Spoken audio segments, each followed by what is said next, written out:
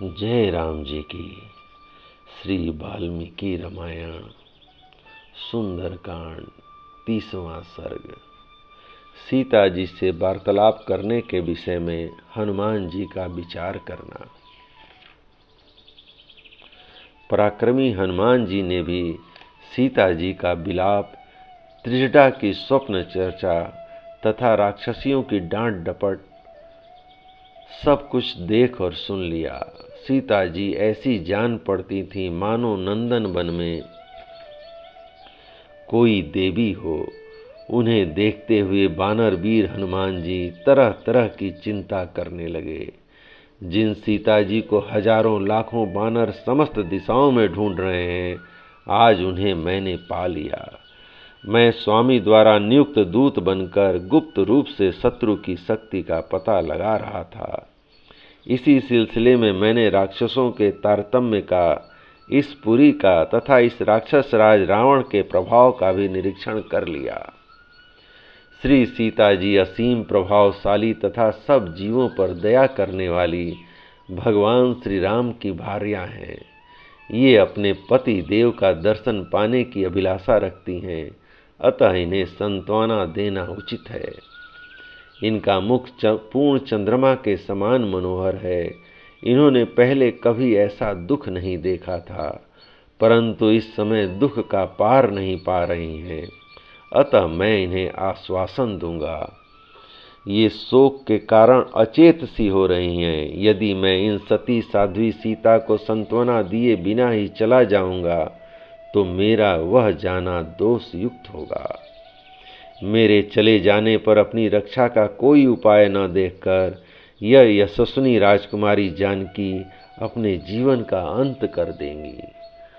पूर्ण चंद्रमा के समान मनोहर मुख वाले महाबाहु श्री रामचंद्र जी भी सीता जी के दर्शन के लिए उत्सुक हैं। जिस प्रकार उन्हें सीता का संदेश सुनाकर सांत्वना देना उचित है, उसी प्रकार सीता को भी उनका संदेश सुनाकर आश्वासन देना उचित होगा। परंतु राक्षसियों के सामने इनसे बात करना मेरे लिए ठीक नहीं होगा।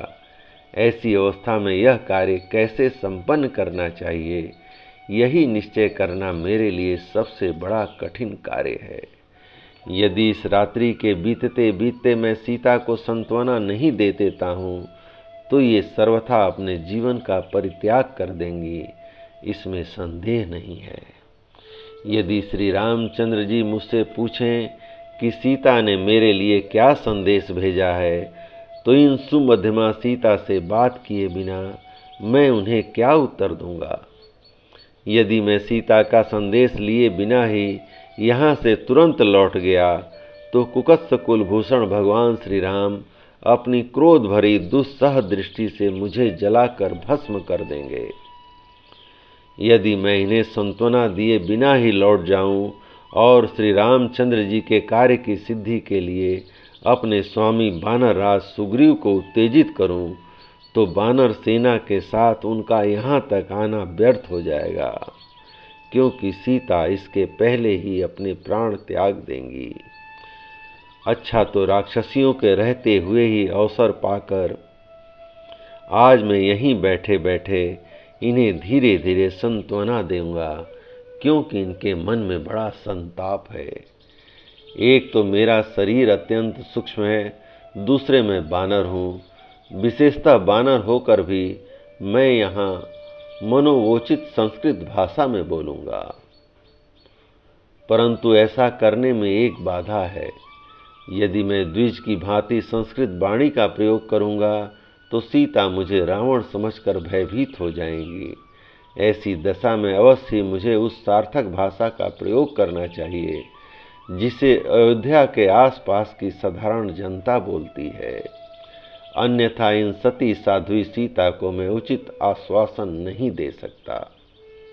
यदि मैं सामने जाऊं तो मेरे इस वानर रूप को देखकर और मेरे मुख से मानवोचित भाषा सुनकर ये जनक नंदिनी सीता, जिन्हें पहले से ही राक्षसों ने भयभीत कर रखा है, और भी डर जाएंगी। मन में भय उत्पन्न हो जाने पर ये विशाल लोचना मनस्वनी सीता मुझे इच्छानुसार रूप धारण करने वाला रावण समझकर जोर जोर से चीखने चिल्लाने लगेंगी।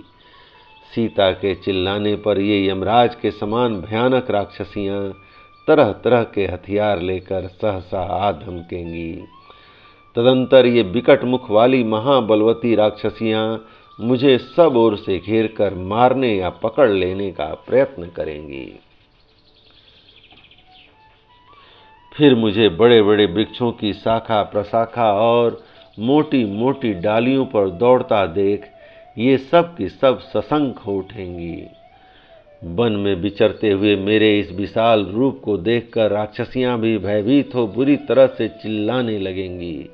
इसके बाद वे निशाचरियां राक्षस राज रावण के महल में उसके द्वारा नियुक्त किए गए राक्षसों को बुला लेंगी।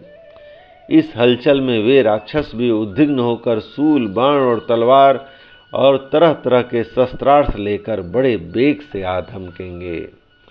उनके द्वारा सब ओर से घिर जाने पर मैं राक्षसों की सेना का संहार तो कर सकता हूँ, परंतु समुद्र के उस पार नहीं पहुँच सकता।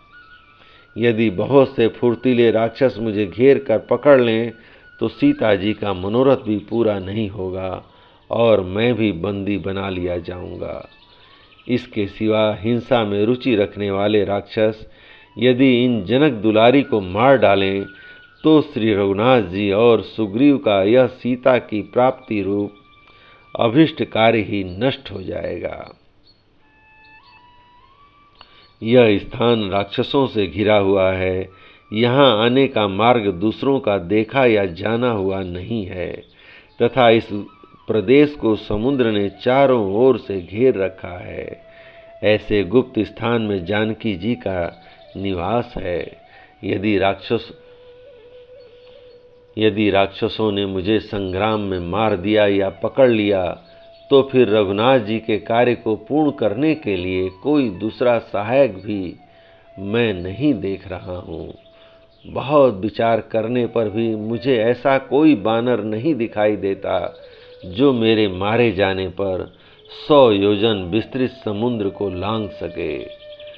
मैं इच्छानुसार सहस्त्रों राक्षसों को मार डालने में समर्थ हूँ, परंतु युद्ध में फंस जाने पर महासागर के उस पार नहीं जा सकूंगा।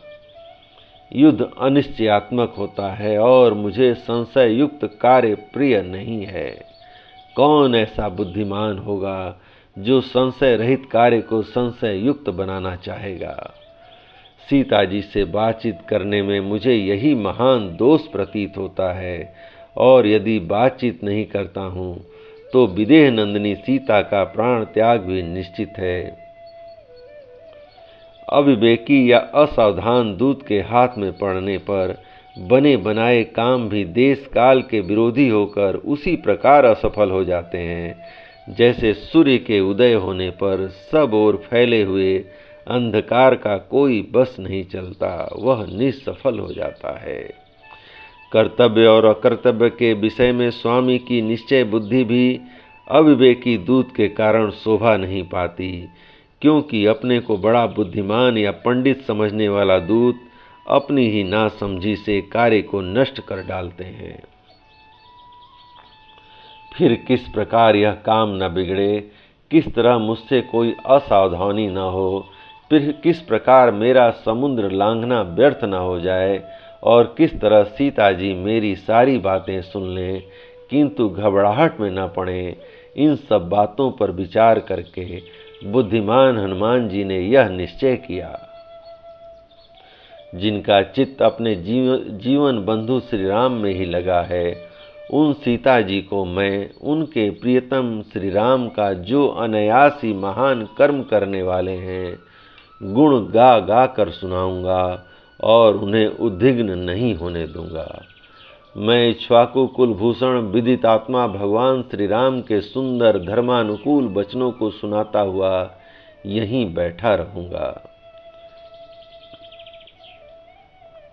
मीठी बाणी बोलकर श्री राम के सारे संदेशों को इस प्रकार सुनाऊंगा जिससे सीता का उन वचनों पर विश्वास हो, जिस तरह उनके मन का संदेह दूर हो, उसी तरह मैं सब बातों का समाधान करूंगा।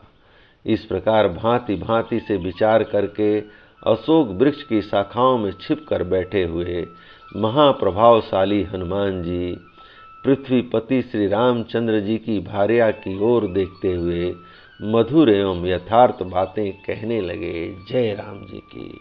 इस प्रकार वाल्मीकि निर्मित आर्ष रामायण आदि काव्य के सुंदर कांड का 30वां सर्ग प्रभु श्री राम की कृपा से पूर्ण हुआ। जय राम जी की।